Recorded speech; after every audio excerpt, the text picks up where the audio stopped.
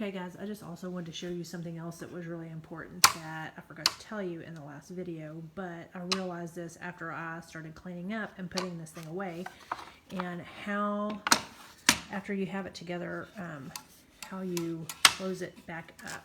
So one thing was really easy to put together because it just snapped into place, which is great, okay? But when you're taking it apart and putting it back, that's where I was kind of realizing, okay, how do I do this? So first of all, doing your loaves, you've got different slice settings too of how wide you want your slices. So that was another thing I didn't mention in the other video, but you're going to have your different widths. So remember that when you put the whole loaf in and all of a sudden one half of the loaf is thin and one half of the loaf is thicker, well, there's a reason for that. So you need to make sure you adjust your loaf accordingly. So if you only want thin slices, make sure you stay on the thin side, or if you want the thicker slices, you're staying on the thick side. Do your whole loaf. So that was one thing. The other thing is closing this thing up.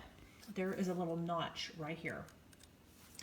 And so what you're going to do is you're going to pull it. I'm going to try to do it with one hand. But see where that locks in?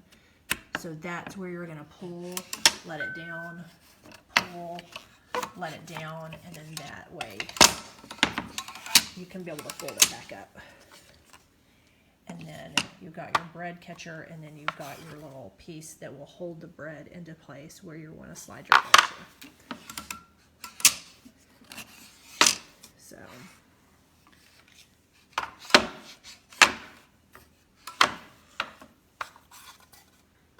how the whole thing looks when you put it together. Bread catcher.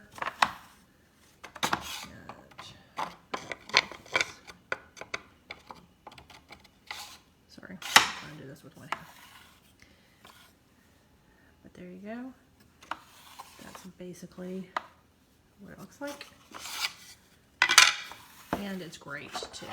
So I just finished slicing up all of my soda bread, and it turned out really, really good. So, but the part that I was having trouble with was this little part right here. So I just wanted to show all of that.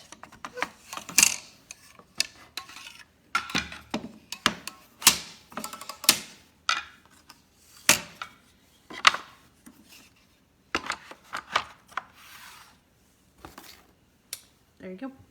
Love it. Totally eating it.